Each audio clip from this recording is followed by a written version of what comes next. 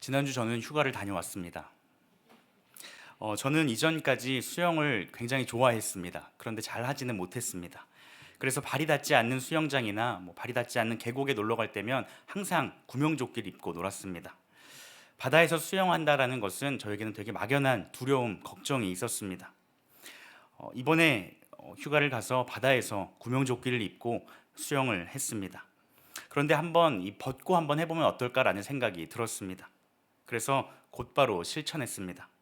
물론 함께하는 안전요원이 있었고 구명조끼를 손에 들고 해야 했기에 할 수 있었습니다. 그런데 구명조끼를 벗고 수영하는 순간부터 생각보다 잘했습니다.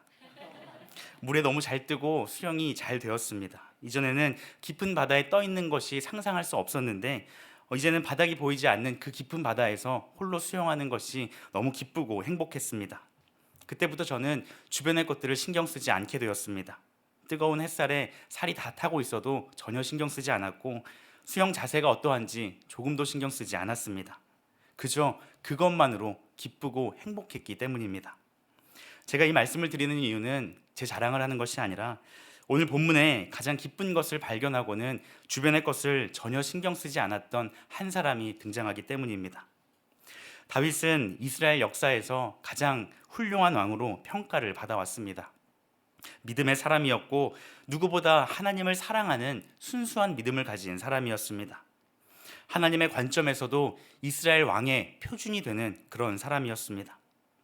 그런데 성경에서 가장 훌륭한 사람, 훌륭한 왕으로 인정받는 이 다윗도 사실 완벽한 사람은 아니었습니다. 다윗도 이 땅에서 많은 죄를 지었습니다. 특별히 우리에게 위로가 되는 죄의 모습 중에 하나는 오늘 본문에 나타나고 있는 심각한 부부싸움이었습니다. 다윗조차도 이 부부싸움을 심각하게 했는데 저는 아직 하지 않았습니다. 하나님 마음에 합한 사람이었으며 이스라엘을 다스리는 존경받는 이 다윗이 이 부부싸움을 했다라는 것은 상상하기 어려운 일입니다. 그런데 오늘 본문의 말씀은 이 다윗의 부부싸움에 대해서 아주 자세하게 기록하고 있습니다. 이 싸움은 단순히 한 가정에서 일어난 두 사람만의 문제가 아니었습니다. 이는 그 나라의 심각한 문제를 가지고 왔으며 하나님의 구속 역사에 엄청난 영향력을 끼쳤습니다. 오늘 말씀을 통하여서 이러한 부부싸움이 왜 일어났는지, 그리고 오늘 우리에게 주시는 말씀은 무엇인지 함께 살펴보고자 합니다. 이 다툼은 한마디로 신앙과 불신앙 사이의 갈등에서 시작됩니다. 하나님의 말씀에 따라 믿음대로 살고자 하는 사람과 이 겉으로만 드러나는 외식적인 모습을 강조하는, 그것을 중요하게 생각한 사람 간의 갈등입니다.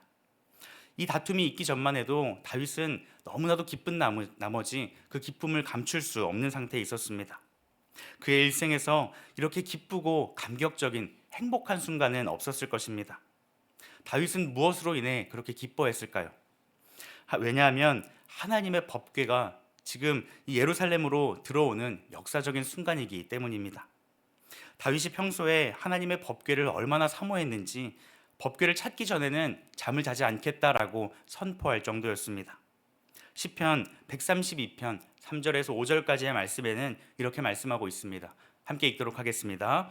내가 내 장막집에 들어가지 아니하며 내 침상에 오르지 아니하고 내 눈으로 잠들게 하지 아니하며 내 눈꺼풀로 졸게 하지 아니하기를 여호와의 처소 곧 야곱의 전능자의 성막을 발견하기까지 하리라 하였나이다. 아멘. 다윗은 하나님의 법궤를 누구보다 사랑했던 사람이었습니다. 다윗이 그토록 사랑한 그 법궤는 무엇입니까? 법궤는 작은 기구에 지나지 않지만 하나님의 특별한 임재를 나타내는 기구였습니다. 그리고 이 법궤는 하나님의 왕되심과 하나님의 통치하심을 나타내었습니다. 이 법궤가 하나님의 발등상이 되어서 하나님께서 이 땅 가운데 임하셔서 다스리고 계신다라는 것을 나타내었던 것이죠.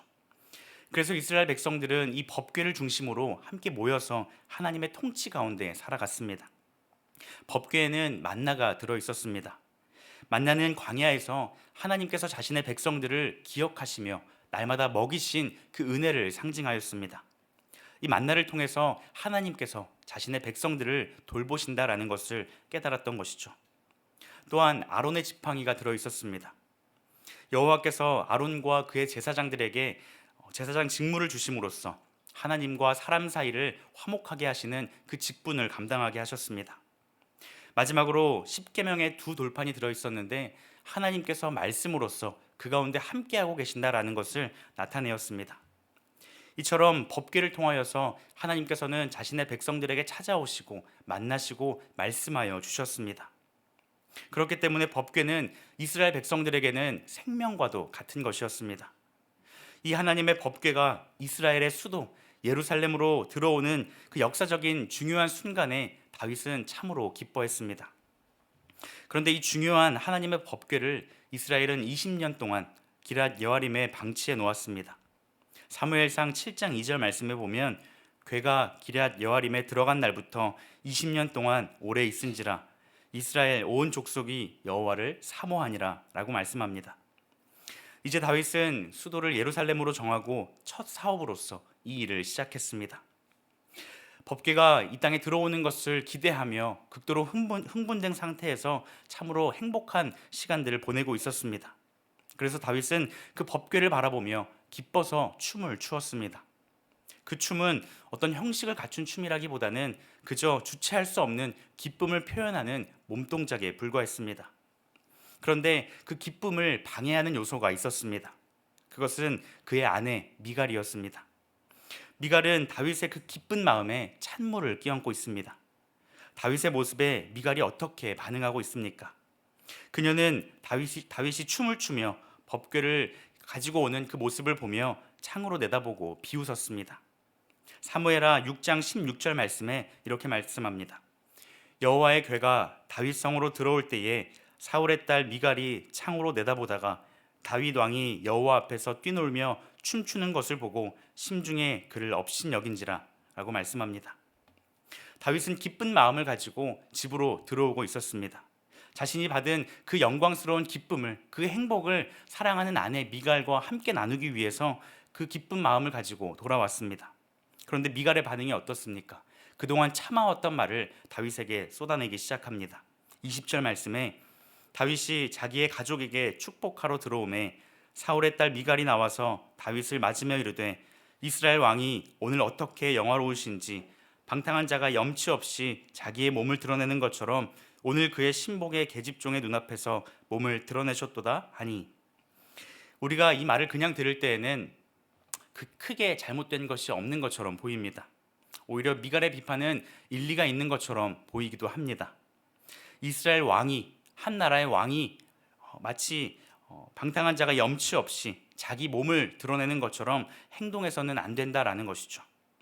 미갈의 말이 단지 다윗을 왕으로서, 한 나라의 왕이고 남편으로서 위험 있는 태도로 조금 더 근엄하게 백성들 앞에서 행동하기를 요구했다면 그것은 그렇게 큰 잘못은 아니었을지도 모르겠습니다. 그런데 현대인의 성경에서는 이 말씀을 이렇게 말씀하고 있습니다. 20절 말씀에 그러고서 다윗은 자기 가족을 축복하려고 집에 돌아왔으나 미갈은 그를 맞으러 나와서 오늘은 어쩌면 이스라엘의 왕이 그처럼 영광스럽게 보이십니까? 천한 사람들이 부끄러운 줄도 모르고 함부로 자기 몸을 드러내는 것처럼 왕은 오늘 신하들의 하녀들 앞에서 몸을 드러내셨습니다 하고 빈정거렸다라고 말씀하고 있습니다.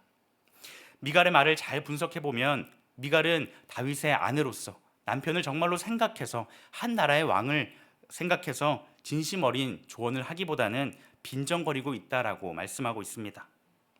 그런데 본문에서 우리가 주목해야 할 표현이 있습니다. 이 본문에서 계속해서 등장할 때 미갈을 어떻게 소개하고 있느냐 하는 것입니다. 상식적으로 생각할 때 다윗의 아내 미갈이라고 하는 것이 일반적인 모습처럼 보입니다. 하지만 성경은 계속해서 사울의 딸 미갈이라고 표현하고 있습니다. 이것은 미갈의 신분을 다윗과의 관계보다는 사울과의 관계를 더 강조하려는 의도를 나타내고 있습니다. 사울은 어떤 왕입니까? 사울은 하나님 앞에서 불순종하는 왕이었고 하나님께 버림받은 비참한 왕이었습니다. 그러한 사울의 딸 미갈이라고 부각시키고 있습니다. 지금 다윗이 보이는 모습은 왕의 신분에는 어울리지 않는 모습일 수 있습니다. 하지만 이런 모습에는 마땅한 이유가 있었고 타당한 모습이었습니다. 그런데 분명한 것은 미갈은 일반 평민들과 다르게 조금 더 특별하게 행동하기를 원했습니다. 어떤 특권 의식에 사로잡혀 있었고 백성들로부터 추앙과 영광을 한 몸에 받아 누리기를 원했습니다. 그것은 남편으로부터, 왕으로부터 세속적인 영광을 누려보려는 그런 마음이었습니다. 그래서 백성과 함께 에봇을 입고 하나님을 섬기는 행위가 못마땅했던 것이죠. 이런 점에서 미갈은 자기 아버지 사울과 닮았다라고 할 수 있습니다. 아버지 사울과 같이 하나님의 시선에 초점을 맞추어 하나님을 의식하기보다는 사람들을 의식하고 사람들이 어떻게 생각하나 더 의식하며 살아갔습니다. 사울이 몰락하는 계기는 젊은 다윗의 인기였습니다. 사람들은 이렇게 노래하였습니다. 사무엘상 18장 7절 말씀에 사울은 천천히요 다윗은 만만이라. 사울은 자신보다 다른 사람들로부터 더 칭송을 받는 그 다윗을 보고 참을 수가 없었습니다. 문제의 발단이 바로 여기에 있습니다. 미갈은 가장 중요한 것을 보지 못했습니다. 바라보아야 할 것을 제대로 바라보지 못했습니다. 하나님의 임재하심과 하나님의 통치하심, 그것을 바라보지 못하니 다윗의 행동을 온전히 이해할 수 없었습니다. 하나님의 거룩한 뜻을 헤아리지 못했기 때문에 여호와의 눈을 의식하지 못하고 그저 사람들의 시선에만, 사람들의 영광만을 생각하며 살아갈 수밖에 없었습니다. 미갈은 하나님의 관점에서 하나님의 백성으로서 생각하며 행동한 것이 아니라 믿음 없는 그러한 백성의 관점에서 그 일을, 다윗의 행동을 바라보았습니다. 미갈의 염려와 불만은 신앙 없는 그러한 삶에서 비롯된 마음이었습니다. 사랑하는 성도 여러분, 우리도 신앙생활을 할 때에 정작 중요한 것을 놓치고 살아가지는 않으십니까? 하나님의 시선을 생각하고 하나님께서 나를 어떻게 바라보실까? 그것에 초점을 맞추어야 하는데 우리는 그것을 생각하기보다는 다른 사람들이 나를 어떻게 생각할까? 내가 이렇게 행동하면 다른 사람들이 나를 어떻게 바라볼까? 이런 것에 더 신경 쓰지는 않으신가요?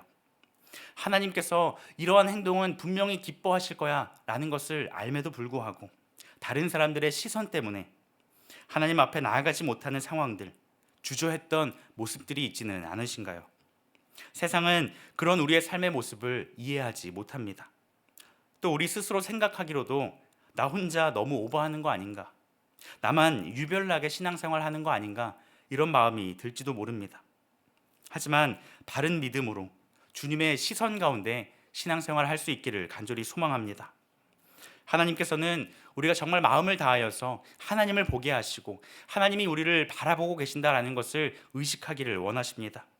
믿는 자로서 사람의 시선을 의식하는 것이 아니라 하나님의 관점에서 말하고 행동하며 그렇게 살아갈 수 있는 우리 모두가 되기를 간절히 소망합니다. 한편 다윗은 미갈의 말에 즉각적으로 반응합니다. 그녀의 교만을 꺾어놓고자 대답합니다. 다윗이 백성 가운데 한 행동은 그저 자신의 어리석음이나 천박함을 드러낸 것이 아니다라고 말합니다. 그리고는 이것은 하나님 앞에서 한 것이다라고 분명하게 말씀합니다.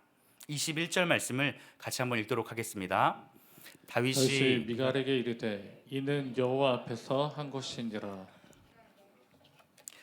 다윗은 미갈에게 분명하게 얘기합니다. 이것은 사람들을 생각하고 사람들을 의식해서 행동한 것이 아니라 하나님 앞에서 행동한 것이다 라고 말하였습니다. 다윗은 오직 하나님만을 의식하였습니다. 그래서 그 행위에 대해, 자신이 했던 그 모습에 대해 부끄러움이나 수치를 조금도 느끼지 않았습니다. 다윗은 이 땅에 앞으로 오실 그 메시아를 기대하였고 하나님과 동행하는 것이 너무나도 기쁘고 행복한 일이었습니다. 그래서 그 기쁨을 주체하지 못하여서 행동한 것이죠. 아마 다윗은 그러한 행동이 다시 일어난다 하여도 같은 행동을 했을 것입니다. 다윗의 그 감정은 하나님 앞에서 했던 행동이기 때문입니다. 여기에 비하면 오늘 우리가 누리는 그 기쁨은 다윗의 기쁨보다 더 큰 기쁨입니다. 왜냐하면 다윗은 앞으로 오실 그림자로서의 메시아를 기대하고 기뻐했다면 오늘 우리는 이미 이 땅에 오신 그 예수님을 바라보며 그 예수님으로 말미암아 기뻐할 수 있기 때문입니다. 오늘 우리의 삶에서 다윗이 누린 그 기쁨을 온전히 누릴 수 있기를 소망합니다. 이 땅에 오신 예수님, 우리의 죄를 위해 십자가에 달리셨지만 다시 사셔서 우리와 함께 하시는 그 예수님, 그 예수님이 날마다 우리와 함께 하시기에 우리는 이 땅에서 가장 큰 행복을 누리며 살아가는 줄 믿습니다. 이러한 행복을 누리며 살아가는, 이러한 기쁨을 누리며 살아가는 우리 모두가 되기를 간절히 소망합니다. 다윗이 기뻐한 또 다른 이유는 하나님께서 자신을 왕으로 세우셨다라는 것이었습니다. 미갈이 듣기에는 부담이 되었겠지만 다윗은 직설적으로 이야기합니다. 21절 하반절 말씀에는 이렇게 말씀합니다.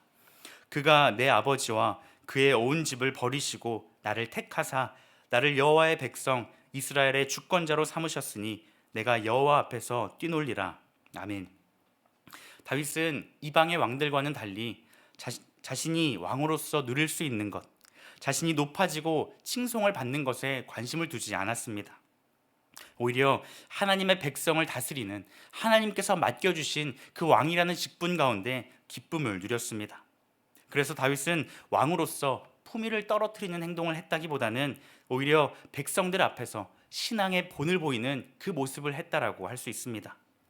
왕으로서, 하나님께서 세우신 한 나라의 왕으로서 내가 어떻게 말하고 어떻게 행동하는지를 백성들에게 앞장서서 보여주었다 할 수 있습니다. 왕으로서 사람들의 생각에, 사람들의 시선에 좌우되는 것이 아니라 하나님을 섬기는 일에 열심을 내었습니다.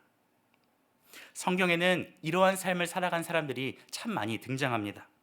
특별히 구약의 다니엘은 다른 사람들의 시선을 조금도 신경 쓰지 않았습니다. 하나님만을 의식했던 사람이었습니다. 다니엘을 시기하였던 여러 관리들은 다니엘을 모함하기 위해, 시험에 빠뜨리기 위해 한 가지 조소를 세웠습니다.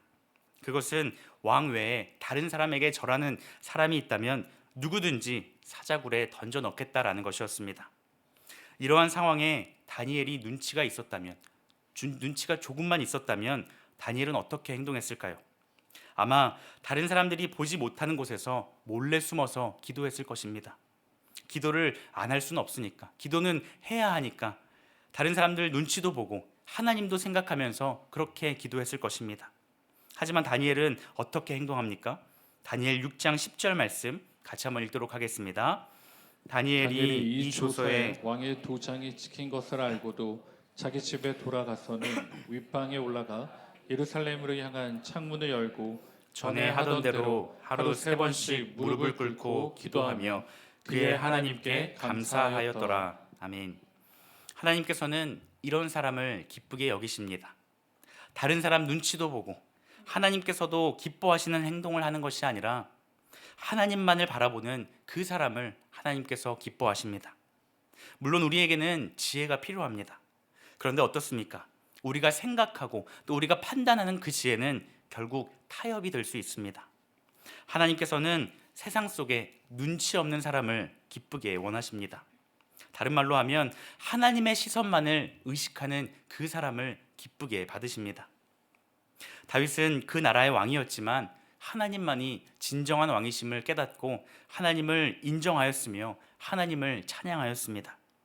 하나님의 임재하심, 하나님의 통치하심에 대해 다윗은 기쁨과 두려움으로 맞이했습니다.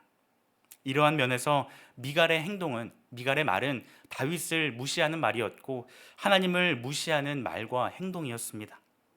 다윗의 중심은 오직 왕이신 하나님, 그 하나님께만 초점을 맞추고 말하고 행동하였습니다. 그 하나님 앞에서 자신은 아무리 낮아지고 천박하게 보일지라도 하나님만 높임을 받으시면 자신은 기뻐한다라고 고백할 수 있었습니다. 하나님의 영광을 위해서라면 자신은 얼마든지 낮아질 수 있는 것이죠.